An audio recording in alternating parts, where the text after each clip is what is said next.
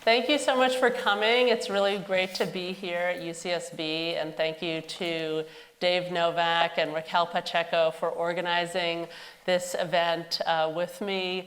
My name's Alexandra Lippman. I'm a visiting assistant professor at Pomona College, and I'm an anthropologist and a DJ. And it's really great to be talking with these filmmakers here about these incredible films. On my left is Alvaro Parra, who is a filmmaker and a DJ based in Los Angeles. He's made several documentary films, and this is actually the first of a series of short films that he's working on Cumbia, Sonidera, kind of in different contexts and in different places. And Joyce García is a filmmaker and photographer originally from Veracruz, Mexico, but joining us from Mexico City. And No Soy Guapo is her debut documentary film. It came out in 2018. It's been in various festivals in Mexico, and it's great to be here in this theater at UCSB.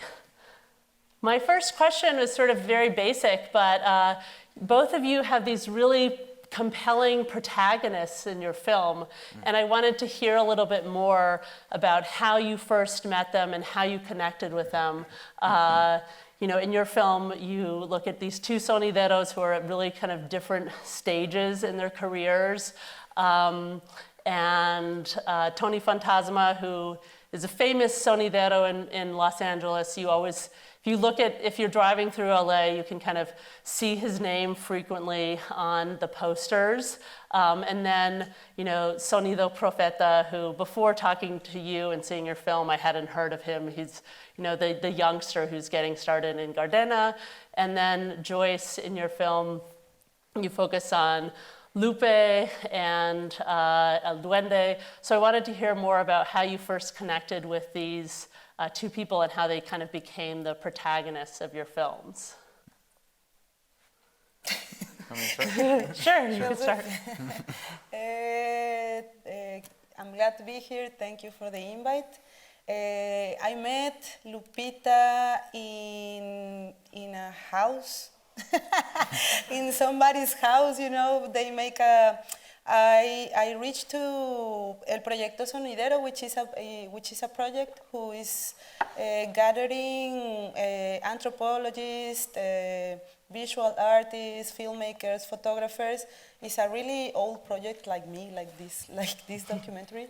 And the anthropologist who is in charge, Mariana Delgado, she introduced me to Lupita La Cigarrita because for the main sonidero culture, the sound system is very mainly, you know, it's a culture like very. There wasn't like a few, more like they weren't recognized. The women weren't recognized, but they were there already, no. But I met Lupita for Mariana Delgado. And then I met Duende in a showing. They were showing like another documentary in Casa Vecina, which was a place in downtown in Mexico City, and he played there, and I just only like came close to him. I have heard about him, but I haven't met him. So we connect right away, and with Lupita you can see her. She's like a force. She's like a force of nature. So so we connect also immediately. She can connect almost with every people. So yeah, that was. Yeah. Cool. Hello everyone. Thank you for having us. Thank you, Alexandra, and thank you, Dave. Really appreciate this opportunity. As far as Sonido Fantasma and Sonido Profeta, so Sonido Fantasma is definitely one of the veterans of Los Angeles, and when I started the research phase of this documentary, that was simply showing up to the 2 or 3 main clubs in LA which are in the film, Salón Lázaros, Leonardo's in Huntington Park. Salón Lázaros is right in downtown LA. And Tony was playing at Salón Lázaros all the time, and so I would just show up, and I wanted to like the sonideros that I was going to feature. I'm a DJ, and it was important for me to like their style. So I just would buy a beer, show up, sit down, and listen to all of these sonideros. I really liked Fantasma's style. I thought he was extremely charismatic. He is, I think, extremely charismatic. And then with Sonido Profeta, Abimael, the youngster, we were kind of entering pre-pandemic a very cybernetic stage of sonidero culture in which a lot of the youngsters or the new upcoming sonideros who couldn't get a gig at a club because they didn't have a name to them yet were just live streaming. And so when I first saw Sonido Profeta on a live stream, I thought, oh, who's this 30-year-old with such a man's voice, right? And I said, well, he's really got a baby face, right? This person. And then I contacted him on Facebook and said, hey, I'd like to meet you. I'm working on this documentary project. And he said, yeah, why don't you come over to my house? You can meet my crew. His crew was his father, his older brothers. And we sat down at the dining table and we had a meeting about like what the project was about. And he was 17 at the time. He was a junior in high school when this conversation took place. So it was important for me to have the polarity of the veteran and the youngster. And I found that with these two characters. That's great. I especially, for both of the films, what strikes me is, I mean, obviously they're about Cumbia sonidera, and you're kind of examining it in two important places for it, Mexico City and Los Angeles. But I'm also, you know, in both of the films, I'm really struck by how Cumbia sonidera is really a transnational music. You know, it's originally from Colombia, but really all over, you know, but even before Colombia, you know, there are connections to, you know, African music and indigenous music and European music through the accordions and instruments. But how do you see in your film, how did you kind of deal with showing cumbia as this transnational music and also this music where place is really important? You know, people in their saludos are shouting out the names of particular cities or, you know, sending messages to their, you know, friends elsewhere. Yeah, I'm just interested to hear a little bit more about cumbia as this kind of transnational media. Yeah, I think that with migration, you know, people bring their customs, their culture, and I think in the sonidero world, this is very evident with the Mexican migration. In Los Angeles, the 80s are considered a time of Mexico City-based sonideros being the dominant ones in Los Angeles, and I would say in New York as well. And then in the 90s and the 2000s, you see large waves of people from Puebla coming to Los Angeles and going to New York. Maybe some of you have heard the terminology Puebla York, right? Because there are now more Poblanos in New York than there are people from the Caribbean. And that's the first time that's ever happened in the migrational history of New York. So you have this huge influx of Poblanos, people from Puebla, coming to LA, coming to New York. Puebla, as you see in the doc, is one of the most active scenes. They have an industry behind sonidero culture. The saludo, the shout out becomes an internet connection for family who's in New York, family who's in Puebla, family who's all over the United States, working somewhere far away from their home, right? But in this way, I think it's very beautiful that this facet of cumbia culture keeps families together, or at least, you know, gives them a momentary bond with the music that they've grown up with. And I find that really fascinating about the saludo and technology cumbia, this triumvirate of facets of cumbia culture. So I think especially for sonideros over here, you have messages going back and forth, right? And I think that it's really fascinating how that happens in cumbia culture. And even before the internet, it happened with video cassettes, it happened with DVDs, it happened with cassettes. And these saludos were being recorded in different media. Now the internet, digital media has made that instantaneous. What was the question again? Well, about how cumbia is a kind of transnational music, and how do you represent that in your film? And for what I see for Yo No Soy Guapo is more than, you have moments where El Duende is showing his record collection, and a lot of them are coming, they're music that's recorded in Colombia or other, Cuba.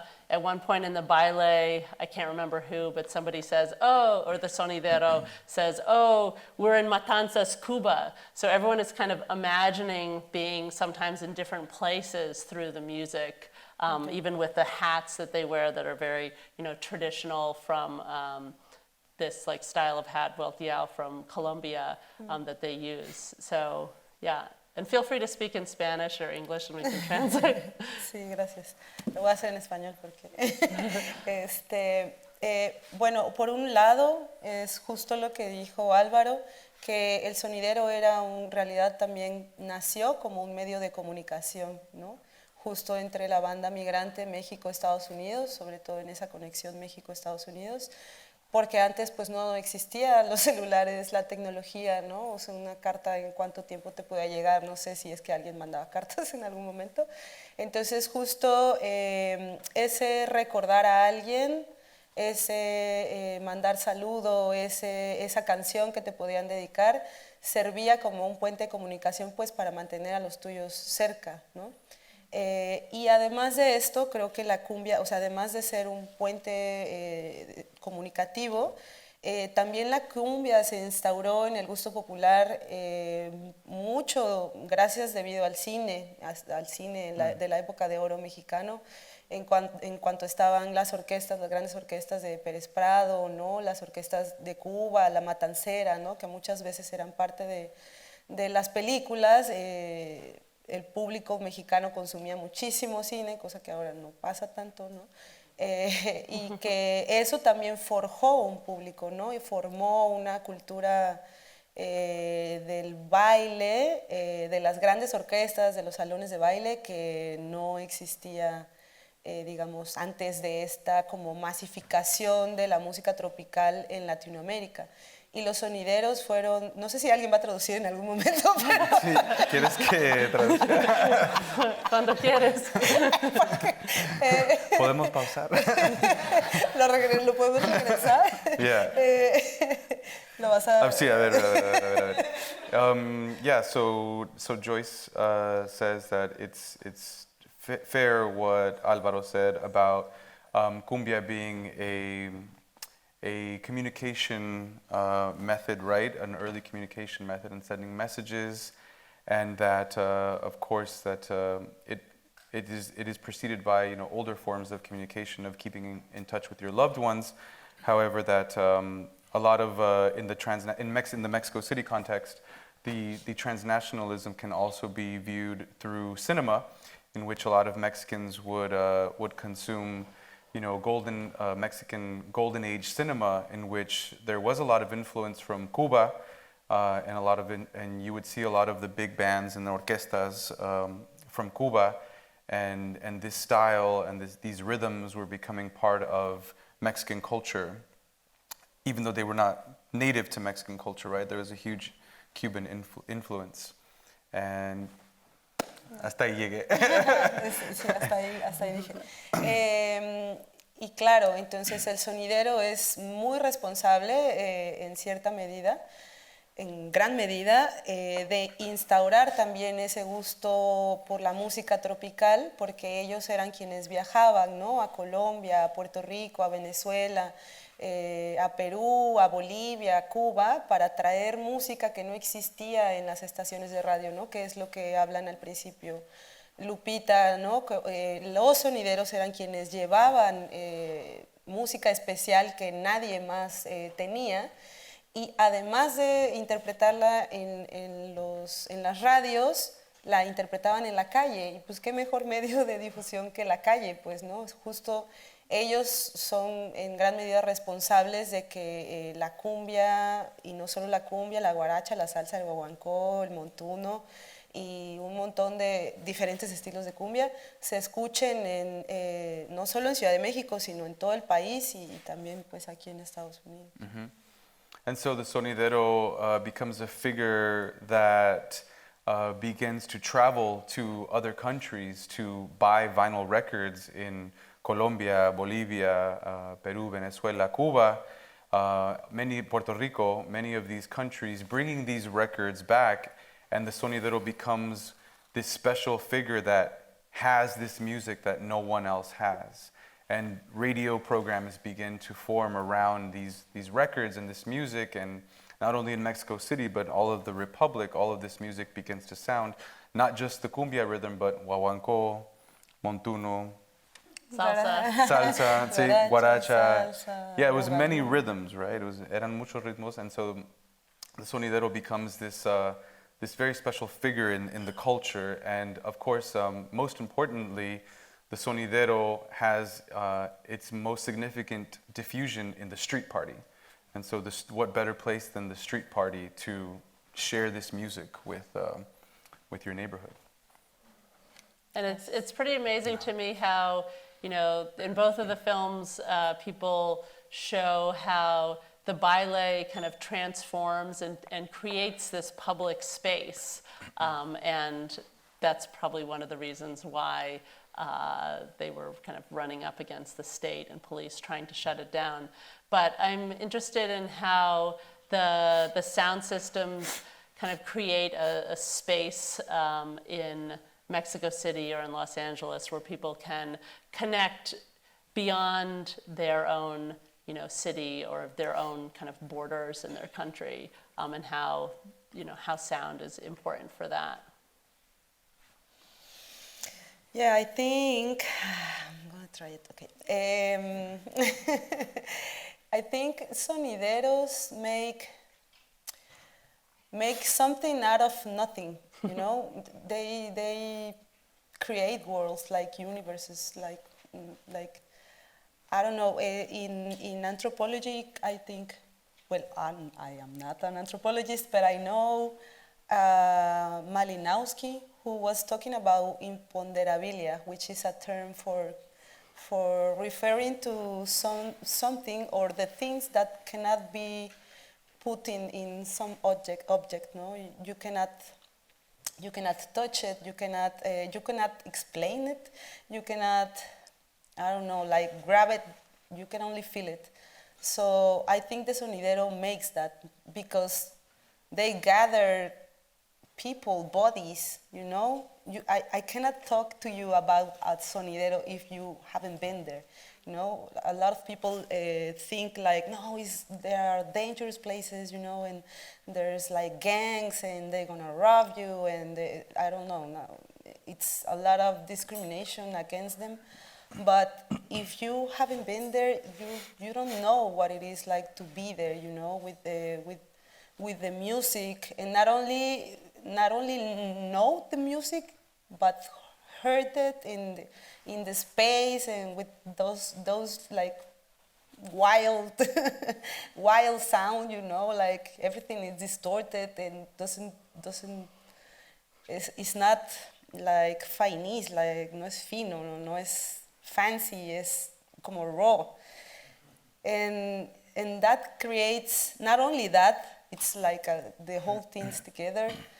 You can see your neighbor, you can see someone you haven't seen in a long time. You can, as Lupita says, you can look to somebody and get in love and get some kisses behind the behind the sound system, and you can make your own community in there. And also, it's like it's the moment of most freedom for the ghetto, because it's really hard to pay money to go to a dance club or go to hear some artist or do anything. And if you have it like down, like saliendo de tu puerta, like right there, because you cannot run from it. It's right there. So it's better, you know, because it's for you, it's created by you, by your community, by, I don't know, like your crew, your friends. So I think they have made a whole culture, which is really, really big. It's amazing how big it is, from nothing, you know, like from this, no, from the passion, from the necessity, the urge will be, la urgencia de un lugar para estar juntos y para compartir música. Do you want to say anything, or? Oh, no. Okay. For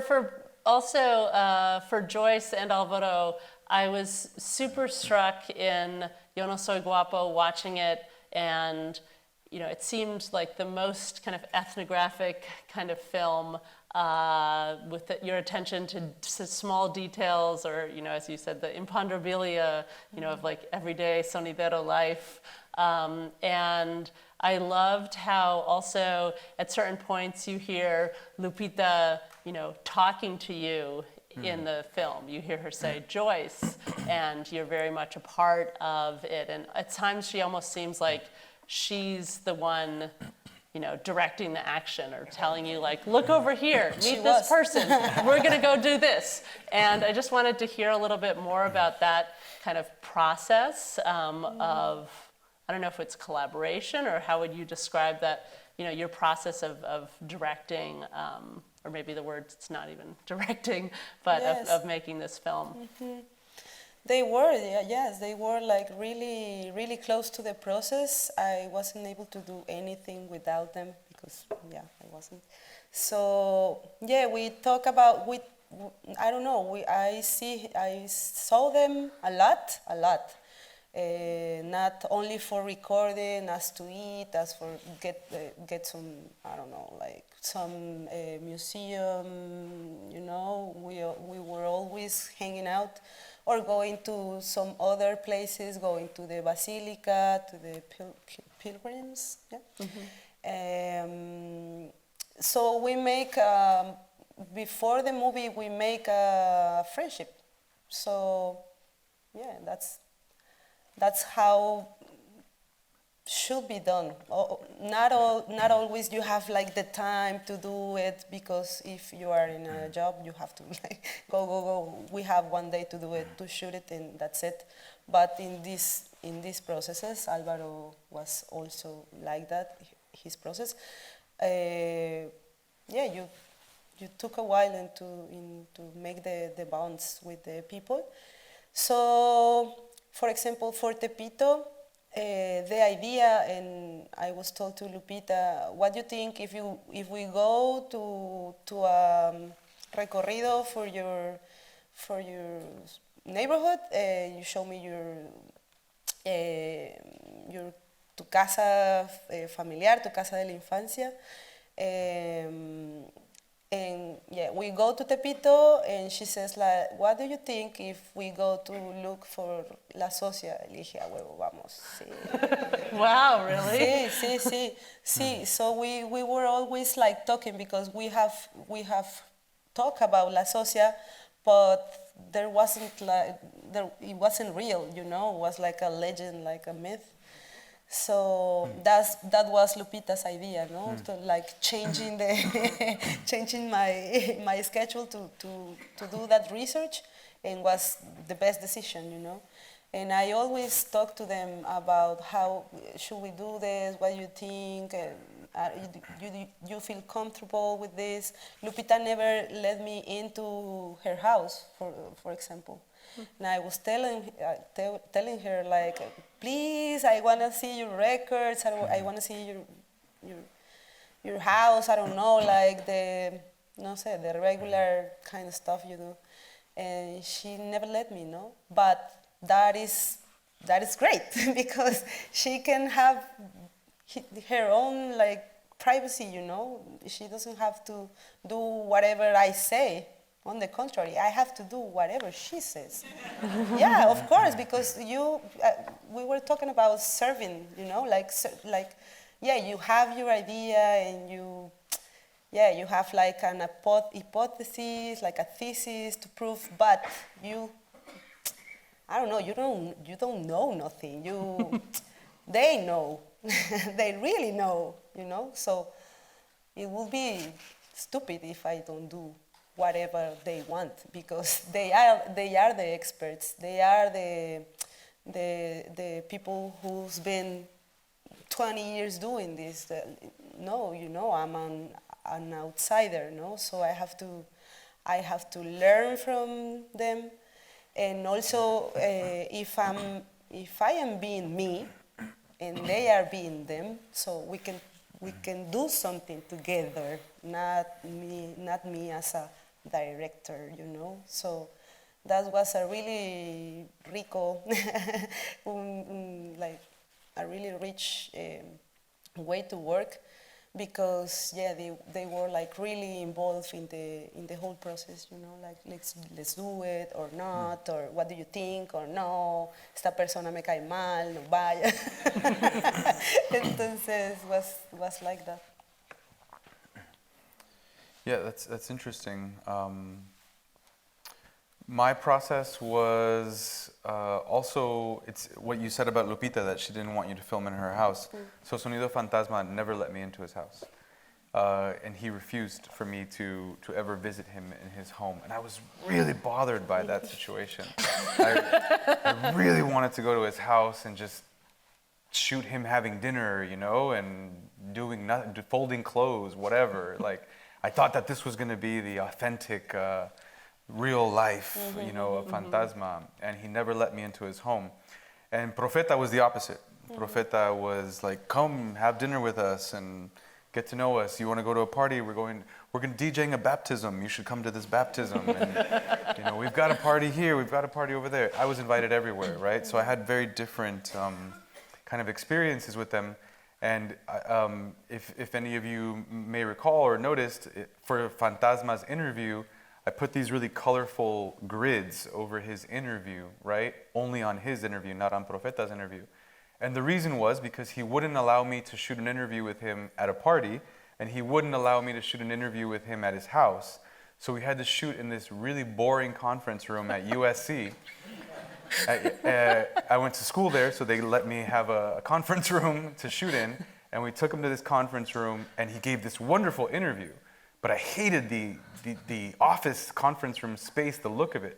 So I was like, okay, I gotta do something about this. So I decided to put that weird, colorful, you know, neon blurry frames around him, just to be like, well, this is kind of like Sonidero aesthetic, so I'm gonna do this to make it something like Fantasma. But he was very distant. He was very distant, even though he's a very charismatic person. Like he had a lot of distance, yeah, from me.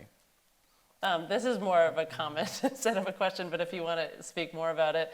I was struck in, especially your film, Alvaro, like how you are using some of these sonidero aesthetics, you know, with the chats or with the messages and the saludos kind of coming on the screen, and how it's really this like palimpsest going on, which reminded me of how sonideros, when they're talking on top of songs, doing the saludos, they're really kind of layering them like very elaborately sometimes in ways that people who are not familiar with cumbia, like it's very strange for them, or even old, more veteran cumbia fans, they really don't like how the saludos kind of interrupt the music. But yeah, I was just wondering if that was in reference to the kind of aesthetics of cumbia, sonidera culture in LA. Yeah. For me, rhythm is really important, right? The visual rhythm, the sonic rhythm of the film is really, really important. I feel like I don't really stay on anybody for too long. We keep moving around, jumping around from one place to another, one character to another. And one of the things that I found really fascinating attending, you know, more and more sonidero dances was that even though the sonidero is constantly bringing the fader down and speaking over the track, the dance floor never loses a beat. right? They stay on rhythm. They're just hooked in. And the reason that I'm interested in sonidero culture to begin with is because of my own background as a DJ in electronic music, where you're mixing, right, and crossfading between things and all the time. And so I found that really fascinating. I'll just say one really interesting thing about a sonidero party, if you guys have never been, that as a DJ really shocked me. So a sonidero will play a song, everybody will dance. This is at a club in LA, because I think the Mexico City context is really, really different. So this is just the LA context, right, per se. They're doing the song, they're doing their saludos, everybody's dancing. The dance floor could have 100 people on it. The song is over, everybody leaves the dance floor. No, in Mexico is the same. Yeah. And they play like a really, different type of song, techno like beat, or, Techno, And as a DJ, I'm like, oh my God, what the hell is going on right now? Everybody leaves the dance floor, and then they ramp up another cumbia song, and they get on it, everybody comes back to dance floor. I was shocked, right, when I saw this. Like, this is such a different, very uniquely, I will say, Mexican style of like DJing, right? And so I wanted to, sometimes I've heard from people like, well, where are you in the movie? Where's your voice? Like, why isn't your voice in the movie? And I'm like, I'm in the edits. Like, that's my voice, because I'm fascinated by the culture and the aesthetic, the technology of it, and I wanted to try to like present that in a visual way. In both of your films, there are moments when kind of gender and sexuality come up, and I was interested in, for you, Joyce, what was the experience of Lupita, and what kind of seemed to be the experience of female sonideros, or why do you think they've been kind of forgotten or written out of the history? And then it was also striking to see how in bailes, you see people who are, you might imagine, oh, this is a working class Mexican barrio, it will probably be very macho, but by kind of contrast, you often see people who are queer or trans on the dance floor and like getting a lot of notice and respect as dancers, or seeming to get respect. And then also for your film, Alvaro, when the kind of the big balls voice that the young sonidero mentions is this kind of like, the voice of the sonidero is this like emblem of masculinity. And I wanted to hear a little bit more about how you were approaching those topics. Well, the woman in sonidero has been repressed and oppressed because we have been the whole history. So it's just a reflection of a culture, of a history of oppression. But the women have always been there. We recently met Las Japonesitas. Well, we have met a lot of women in the process of the investigation. We met a lot of stories where women were like the collectors, like the organizers. Recently, we met the wife of Pluma Cumbiamberos, was a videographer for in the 80s and 90s from a lot of gigs in here in Mexico City. So they organize exhibitions, they talk about it, they research, they gather documents, they make a lot of things, but finally they are like recibiendo un lugar, o no recibiendo, más bien mereciéndose, o own it, ¿no? Like own it, bitch, el lugar que se merecen, entonces el que siempre han tenido, ¿no? O el que siempre han merecido. Entonces, with the trans, and this might be a little like how do you say it, like a little shocking, but I think the queer and the trans have been accepted also because of the machismo. It is because I don't know, man. I don't know. It's kind of weird. It's a place of freedom in the bailes, but outside the bailes, it's the same. Like, you know, it's like the same systems keeps existing. And so I think in the bailes they have won the place for being whatever you want to be, you know. If you whatever you can be it, you can be naked, you can be, you know, you can do anything, because it's a place of freedom. And the trans community and the queer community are very well respected in the dances. Hopefully that could be like translated to the real in the everyday life. But I don't know, no sé cómo ha sido esa historia de cómo el mundo queer es tan respetado, but I think it has to be with the rebellious, you know, like the fears, like the like owning a place in the world, you know, because Sonidero is like that. It's like a space of freedom, but yeah. The big balls voice. Yeah, in this film, I really focused on the two sonideros, and there are so many things that I love about your film and that I'm envious about your film, that the way and the style that you communicate with your subjects in your film and with the dancers, right, the people in the mercado. And I feel like my film has a tunnel vision with these two sonideros, right? Just these two stories. And so the voice and the way that they use their voice was very important to me. And so it was interesting to see how the voice is modulated, is synthesized in a way to either sound more robotic or sound more manly or sound strange, you know. And Abimael, as you saw in that little clip, where he's 13 years old, right? He's 13 years old in this world of older men. But as he tells it, you know, none of his brothers were good on the microphone, so he decided to take the microphone. And take the microphone he did, right? And so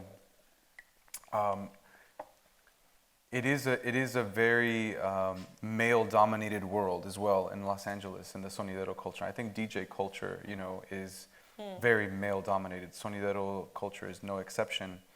And in Los Angeles, there is also a small collective of women sonideras that are active in the scene, but they have an uphill battle, right? They have an uphill battle, and so it was very fascinating to see events where maybe there was some women sonideras that were on the bill, and it's slowly starting to be more of a common occurrence in Los Angeles sonidero culture.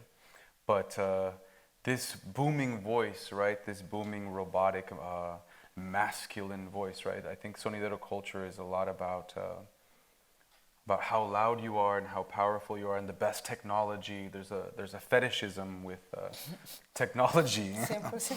Yeah. There's like a very strong fetishism with technology, and that means modulating your voice. Yeah. Thank you so much. Thank you. Thank you.